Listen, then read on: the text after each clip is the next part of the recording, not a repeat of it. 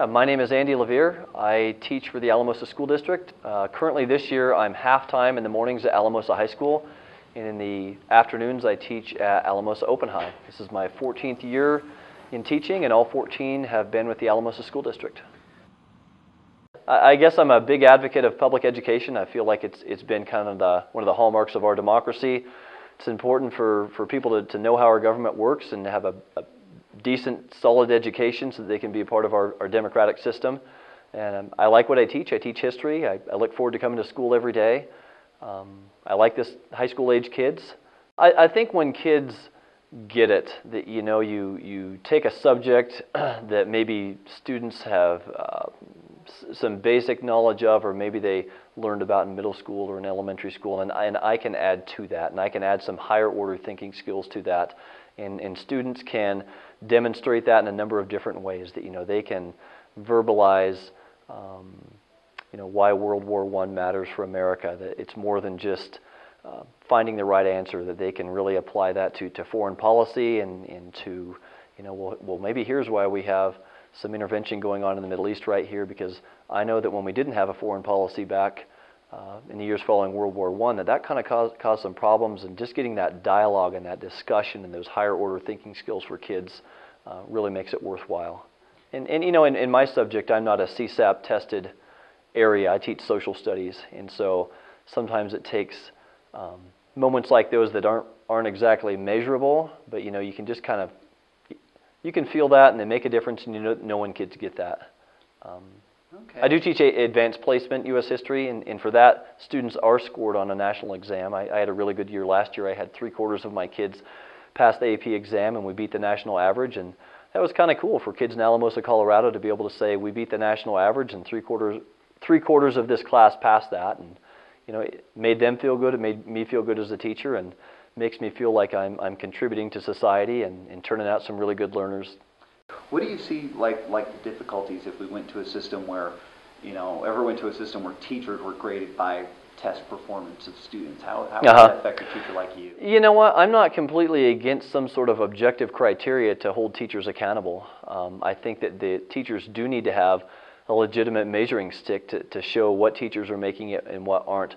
I don't know that a high stakes test like that is the exact answer, because then you can always say, what if the test isn't fair and you have different demographics of students like that.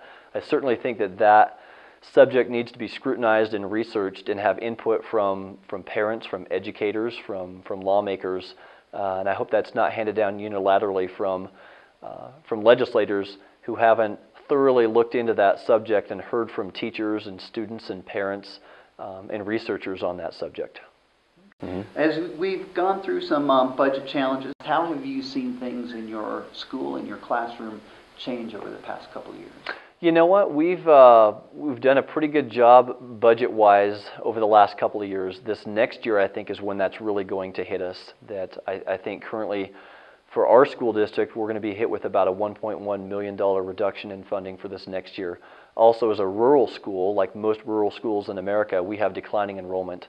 And so that's kind of a double whammy. Our school district has been, I don't know if blessed is the right word, but we've been fortunate in that we've had a number of teachers retire in the past couple of years, which have made those cuts and those offsets a little bit more palatable, because teachers that normally would have had to have been let go or ripped retired, and so those cuts kind of took place naturally. And so I think Alamosa has been fortunate in that we've avoided some of those, but again, I think this upcoming year, those cuts are going to hit our school district, and they're going to become real. And so we've kind of delayed that process here locally, whereas other districts have had to face those last year and the year before.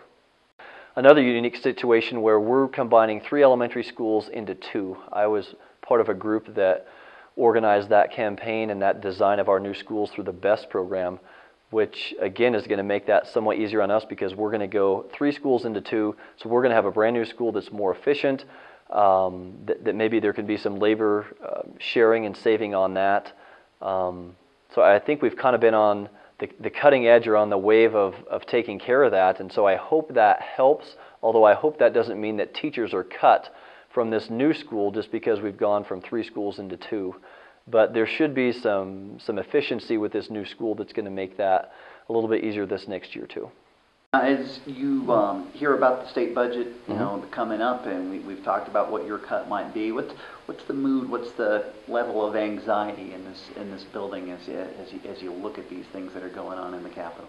I think it's pretty scary, and I don't know that there's a whole lot of blame going on. I think that legislatively that there's some conflicting laws and statutes and regulations that are making budgeting in Colorado real challenging. And one of the things that comes to mind is it seems fairly easy to get an amendment passed in Colorado, and those have long-term implications that really kind of hamstring our legislators to make funding possible. So I think that our Constitution and our whole legislative process needs to take our lawmakers need to take a look at that, and we have to decide what's best for public education funding long-term. So it seems like it's a snarled mess of conflicting regulations and laws. But again, I think that our teachers and our staff realize that those cuts are coming, but they're not just here locally. They're statewide, in a lot of cases, they're nationwide.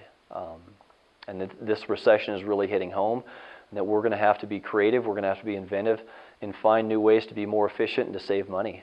I can see the frustration with parents and administrators and some people that saying, you know, it is impossible to fire a teacher. I don't believe that it's impossible. I think it's challenging. And I think that in some cases that maybe the challenge needs to be taken up, even though it may be difficult to take a teacher who's not performing well in the classroom and maybe put them on an improvement plan, follow through with that, give that teacher some help. And in a few rare cases, maybe that teacher needs to find another profession. But in probably most cases, I think a lot of teachers just need a little bit of assistance with this is the direction of education. I think through CEA and through other means that teachers can be retooled and retrained to kind of teach in better ways. You know, I can really see both sides of that. I hate to ride the fence on that, but I can see as a teacher, you know, of course you want some protection against just being arbitrarily fired or you know, non-renewed if you're a good teacher. So of course, you know, we want some protection from that. But on the other hand, we probably do have a handful of teachers that are hiding behind that and could be better teachers and are hiding behind tenure and due process and things like that. And so I'd like to see a better solution for that, a better evaluation tool to come into play for a lot of schools and a lot of teachers. Just in terms of resources or opportunities, how have students been coping under these you know, budget challenges over the past couple of years? Mm-hmm. I think it depends. You know, I've been fortunate to be the recipient of some grants in recent years. We've bought a set of iClickers, which is kind of a remote student response system, and so my students have seen some positive gains. But again, I and the school district have had to be creative with that and go after some money. I think that we haven't, if you're just going to sit around and wait for the money to come to you, you're going to take a hit. Your kids are going to suffer. So school districts, teachers are going to have to be more creative. They're going to have to be aggressive about going after some private funds, about you know, thinking about different resources. If textbooks aren't available, you know, as often, we're going to have to find different resources to reach students with. I think that's doable. I don't know if it's always, of course, more funding would be a best case scenario, but the bottom line is that we're in a recession. The funding just isn't there.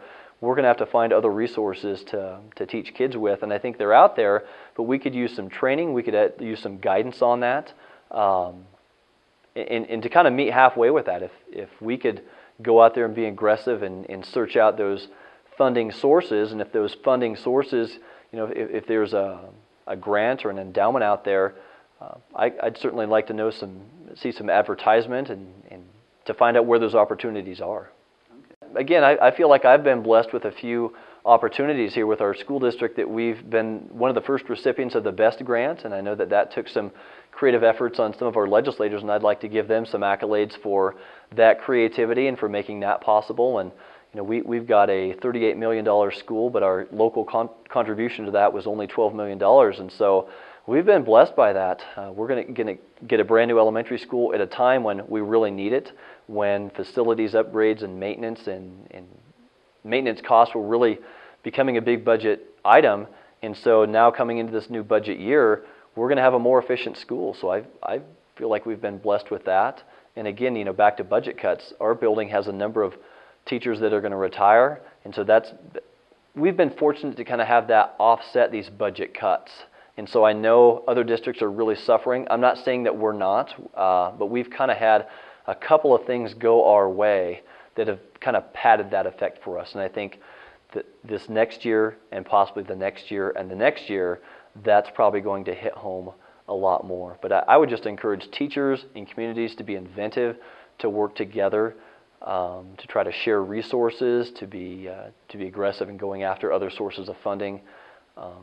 Parent volunteers could be a solution. We have a college here with Adams State College that provides some resources for us.